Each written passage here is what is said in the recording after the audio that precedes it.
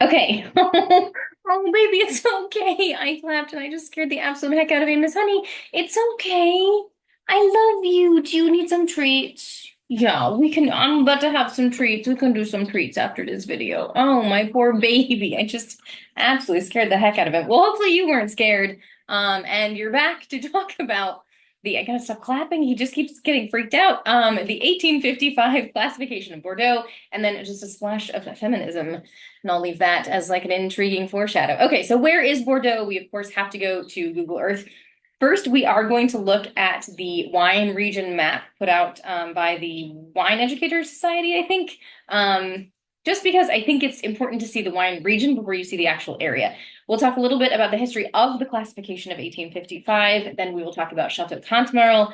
I will give the apology now. I put, I think, 0 accents into this presentation. It just, yeah, it just didn't happen. I'm so sorry to anyone who knows, speaks, or is French. Just bear with me. I will do my best for the pronunciations, but there are no accents. We'll do the tasting. I will, of course, mark in the video when I publish it, and then also in the notes for the YouTube description when the tasting starts and stops, in case you're like, oh my God, I can't handle the tasting. But I do encourage you, I'm going to try to get a little faster and more proficient, because for WSET diploma, I will, have to be. And I would encourage you to maybe every once in a while stick with me through the tasting. If you yourself are developing your tasting skills, you can take your time with me, you can sniff, swirl, slurp, spit, whatever all we're doing, and just really start to hone those skills. I am starting to leave myself a little slide at the end where I can cover miscellaneous stuff because I am actually on take 2 of this presentation, much like so many presentations, because I just totally messed up the first one and got distracted. So I will allow myself that leeway at the end, and then we will do the review preview. That is our agenda. All right, Bordeaux. So Bordeaux, I want to say we've covered some of this. There's the left bank and the right bank, and the overarching theme is that because of the soil types, because of the climate, because of everything else, the left bank is predominantly cab based. They're all blends. I don't think you can do a single varietal Bordeaux. There's got to be at least 2. So the left bank is going to be heavy on the cabs, and the right bank will be heavy on the Merlots. We are doing left bank because the entire 1855 classification is only for the left bank. So we will talk a different time. This is where I got distracted last time. We will have another presentation about some of the classifications that maybe exist and how to get your good right banks. This is specifically left bank for this classification. And now, before I say anything else that could get us on some sort of weird ADHD rant, let's go to Google Earth. So when you put in Bordeaux, you're going to get the city of Bordeaux. I'm not going to drag us back over to Georgia, but fun fact, I think we talked about being kind of in the middle of the northern half of the 30 to 50 degrees, and we are there again. We are right around the 45 north mark. This is, as the screen says, the hub of the famed wine growing region, and it is a port city. The picture that I just showed you, the drawn illustrated map, see, I don't know if you can see my arrow, which is very frustrating, but if you look where it says 1 degree west, you will see a large body of water that looks really brown, but that is the Gironde estuary, and it divides into the rivers Garonne, which you can see in the description on the right-hand side of your screen, I'm hoping, and the Dordogne. So the Garonne is to the southwest, and the Dordogne is to the northeast. And they help divide Bordeaux even further into those left and right banks. And I honestly think maybe that's all I should say about it, because I started rambling last time and I started getting a little too advanced and complicated, and nothing actually to do with the 1855 classification. So heading back to our presentation, you can see on the left-hand side, starting where it says Bordeaux, strangely enough, Médoc, Saint-Estèphe, Pauillac, Saint-Julien, Haut-Médoc, we go down, Margaux, I think, is definitely in here, Pessac-Léognan. All of these are included in this 1855 classification. Okay, so Napoleon says, hey, I want to have this universal exposition. We're going to have it in Paris, and we're going to say, these are the best wines of Bordeaux. How they did that, a little bit sketchy, to be honest. So they had 61 properties. They wanted to divide them into 5 tiers or growths or cru. And they didn't do it so much by like having a panel of, tasters and judges. They just said, which ones have sold the most for the most money? And that's how they're divided, which obviously, had something to do with how good they were. People were paying more for the ones that were better.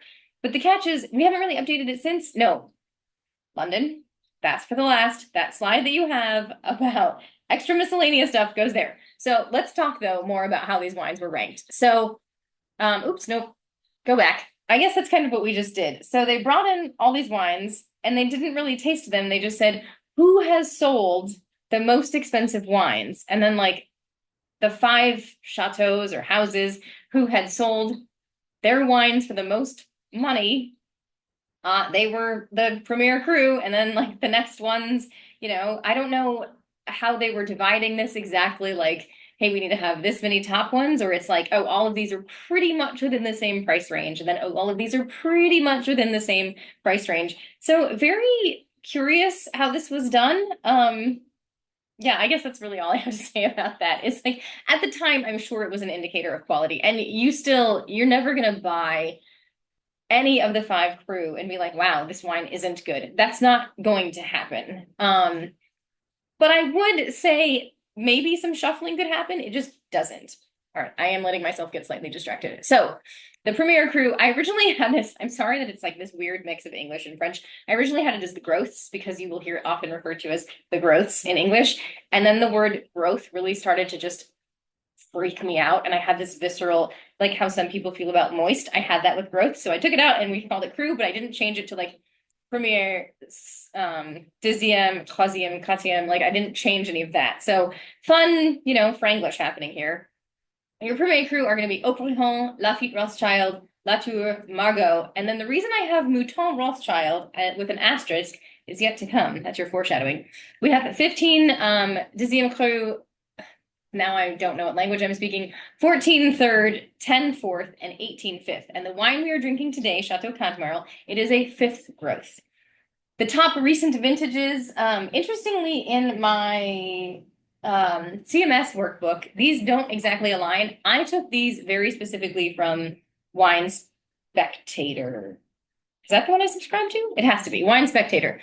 So rated 95 and above, we have 2022, 2018, 2016. We're drinking a 2016. I should grab the bottle. Anyway, 2010 gets a 99. So I need to go track down some 2010 first growths. 2009, 2005, 2003, 2000, and 1995, all coming, those last ones all coming in at like a 95. That's still a fantastic rating. So if you see any of these vintages, a 5th growth of any of these vintages that is reasonably priced, just snatch that up because it's going to be delicious. Okay, so let's talk about Caroline de Villeneuve. Might be Villeneuve, I'm not really sure.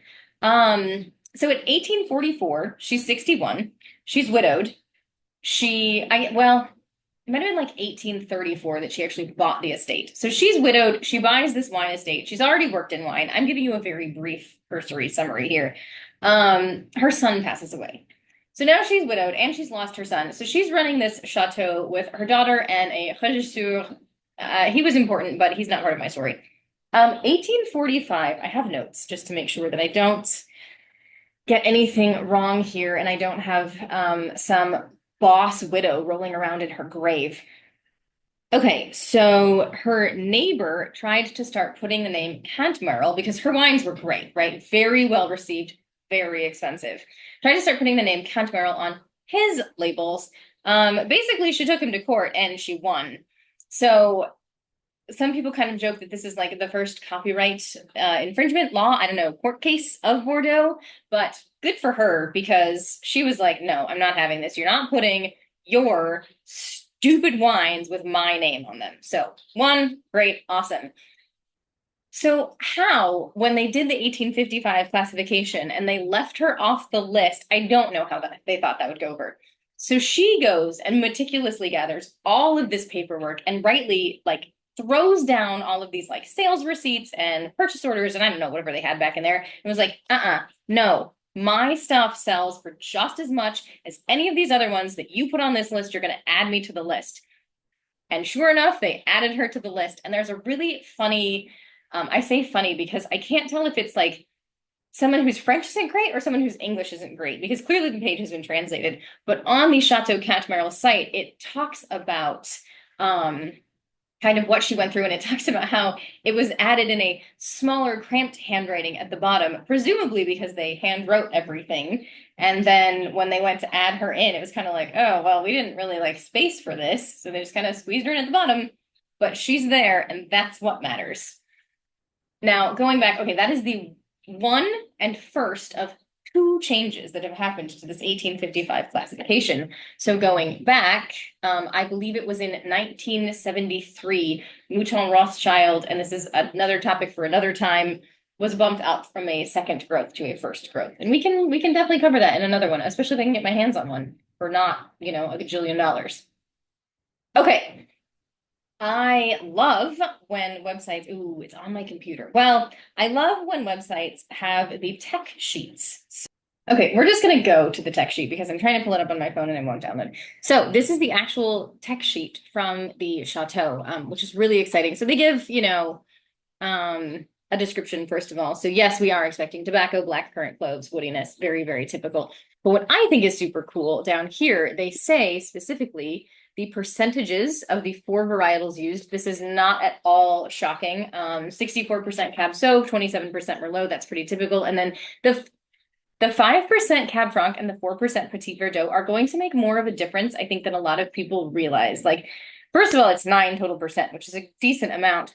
But there are wines, I'm trying to remember, I think it's one of the white wines, or no, one of the red wines. I think they throw like 1% Viognier into it, and it completely changes the wine. So very fun.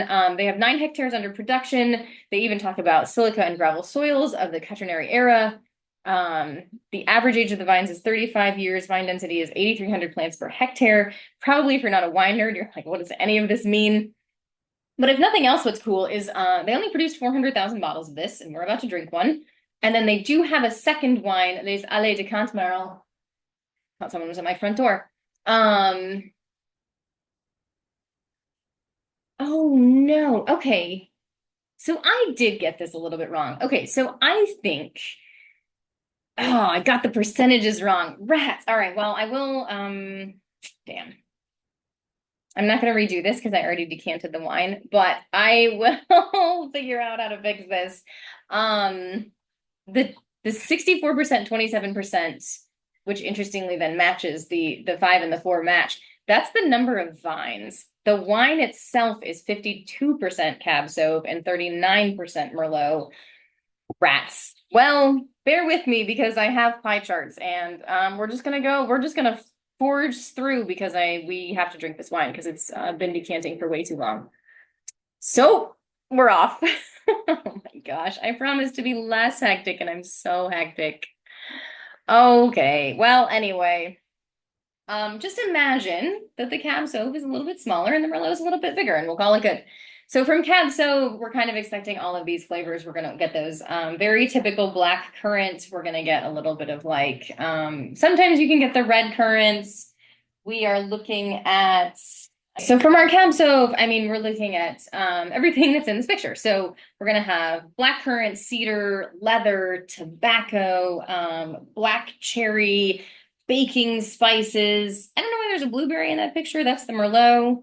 Whatever, that's fine. And then graphite, which I guess it didn't really, this picture is a little more misleading than it should be. Is that what that bowl is supposed to be? Well, anyway, I definitely get pencil shavings from Cab Sauv sometimes. So moving on to our Merlot, we're looking for the dark cherries, the plums. I do tend to pick out blueberry, although not necessarily what most people get out of it, even though it is, I don't know how to explain this. Blueberries are flavor in Merlot. I think you really need to be looking for it to find it some of the times. There we go. Okay. Dark chocolate, maybe some more tobacco. The cedar is going to be pronounced again. Leather, some dried herbs, some vanilla-y. That's kind of what I was trying to encompass in this picture. And then for the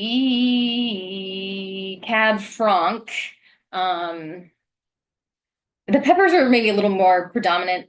that I wanted them to be. But at the same time, Cab Franc can have that greenness and that pyrazine that we've discussed and really give you that bell pepper jalapeno flavor that I love, and some people do not like as much. And then you can also, of course, get some strawberry and some raspberry and some other, red and black fruits out of this. And then finally, the Petit Verdot. I feel like we've talked about Petit Verdot, and I could be making that up. But it is a very inky wine, and that kind of helps me even think about the flavors. So we're looking at black cherries, black plums, violet, lilac, sage, lots of dark, intense flavors. And just that 4% is going to give you this nice, rounded out splash of that you, I don't know, it just integrates so well. Listen, the people of Bordeaux know what they're doing. Okay, so I thought I was having a lot of fun with this when I made the next slide. Whatever. All right. So Cab Sauv, we're expecting to be medium minus acid, high tannin, medium alcohol, full body.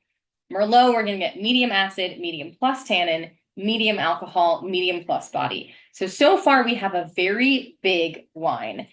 The Cab Franc actually can bring us down a little bit. So now we're looking at medium to medium plus acid still. We've got medium minus to medium tannin. So we're bringing flavors without bringing even more tannin to an already very tannic wine. Medium alcohol and medium body. And then finally, the Petit Verdot brings the acid down again. So we've got a medium minus to a medium acid.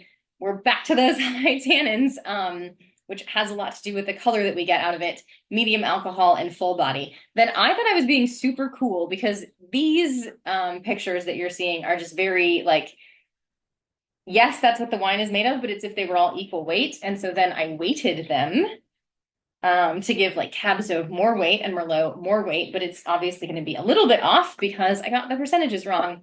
But you can see here, it does change, kind of like weighting these does make a difference. So yes, it's pretty much, ooh, I wonder if you can see that happening. Yes, the acid falls right in the middle. The tannin is a little higher. Alcohol is always going to be medium for this. And then the body is nice and big. But here you can even see like that tannin is going to be high. That body is going to be big. Like the amount of acid to the amount of tannin, they're going to do it great because they're professionals and they're literally a fifth growth. But I am going to be curious how it turns out. I really hope you guys are hanging in there with me because I'm really bummed about these percentages. And it's actually cold out, and the reason that I'm wearing strapless is because I just got really like stressed and very warm. Okay, so I did decant this for 2 hours, which was not what I meant to do. I meant to decant it for an hour, and then, life happened, and I just poured that way too heavy. I do also want to show you, so I've been in a rush all day. I guess actually now it's been 2.5 hours. So I grabbed this bottle hard off the rack, and I was worried I had integrated the sediments too much. But you can kind of, oh yeah. I mean, you can see the color change, right? So there's the glass. And oh, sediment's starting to slide now. The sediment is very, very thick. So it did, fortunately, there we go. It's kind of, you can kind of see it now. It did really like hang in there, thanks to the decanting. But it threw a decent amount of sediment. What am I even saying at this point? Let's just rock and roll. Okay. I once again did not set up the phone so that you guys could see this color with me. Oh boy. Yeah, that's dark. That's the Petit Verdot for you. Maybe I'll take a picture of this and like slap it. Okay, those pictures are all gonna be blurry, but that's fine. All right, so this I would definitely give an extremely dark. Oh, I'm so torn.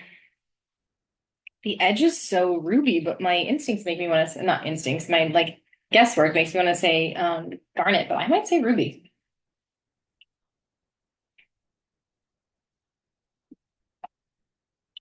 I would definitely give that a medium plus intensity.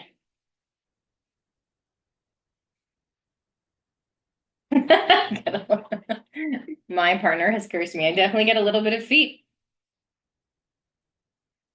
Okay, now let's do this seriously, and I'm even going to cheat so that we are doing this correctly. All right, it is clear because it's not hazy. It is a deep ruby. I don't see any other observations save for all of the sediment in the bottle. So, condition I would say this is not faulty. That barnyardy, feedy smell is meant to be there. Like I said, I would give this a medium plus on the intensity.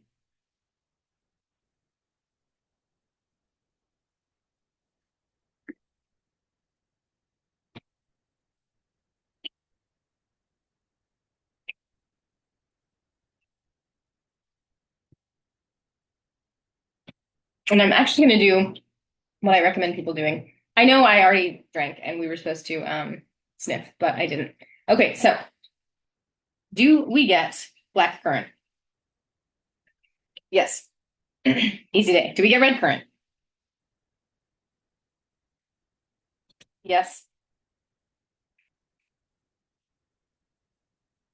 I don't get chocolate, interestingly. Let's just go over our red fruits. Red currant? Yes. I got cranberry actually when I opened it earlier. So definitely still get cranberry.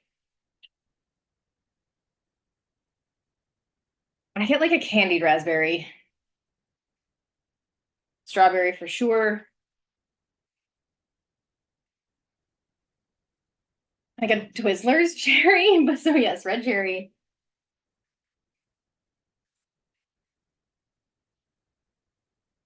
Black plum. I'm not really getting the red plum. Black currant, yes. Blackberry, yes. Bramble, yes. Blueberry, yes. I could get black cherry, and I do get the black plum.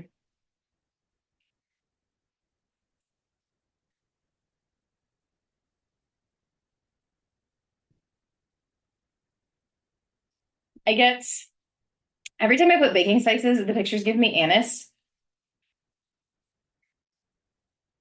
I would argue I don't really get anise, but I do get a little bit of like fennel. Maybe hi, baby. Um, not bay leaf, but some sort of another leaf. A lot of like herbal. I could get cinnamon and nutmeg.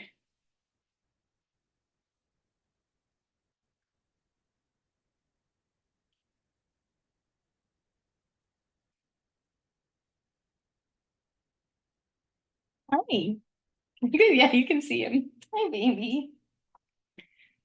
You're being very distracting. I don't get as much crushed gravel as I thought I would get, but I think it's expressing as the graphite.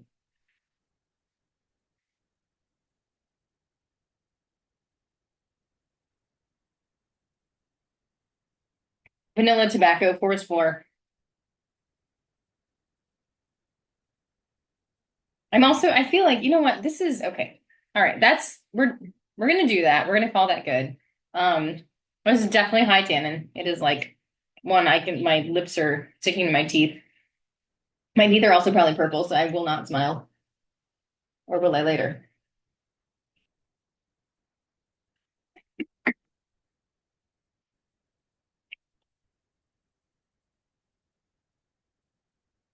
Amazing.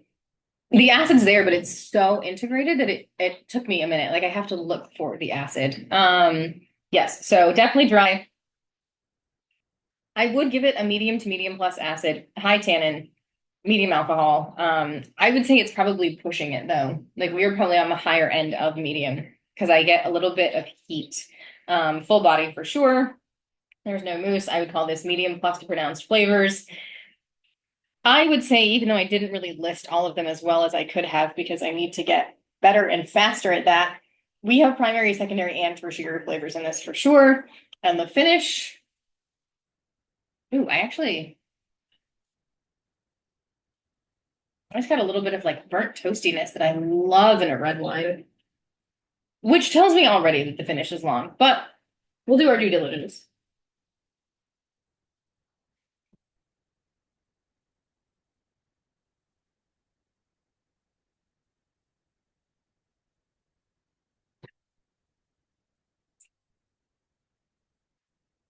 I'm giving it a long finish. It's been 10 seconds according to my watch, and I'm still getting the fruit flavors. Quality level. So, ooh, I forgot to put this on here. So this is the balance, length, intensity, complexity. The balance is phenomenal. Length is excellent. Intensity is fabulous. And the complexity, we had all of the flavors, lots of flavors. So this to me is an outstanding wine. I would say, so our options for readiness are too young, can drink now with potential for aging, drink now, not suitable for aging, and then too old. I would say I'm happy to be drinking this now. I don't know that I would age it a whole lot more. It's been 8 years. But I think if I left it in the cellar for another couple years, I don't think it would be too flat. Okay, miscellaneous time. I don't remember what we're gonna talk about, to be honest. Oh, the Bordeaux thing. So the Bordeaux thing, like we haven't been talking about Bordeaux this whole time.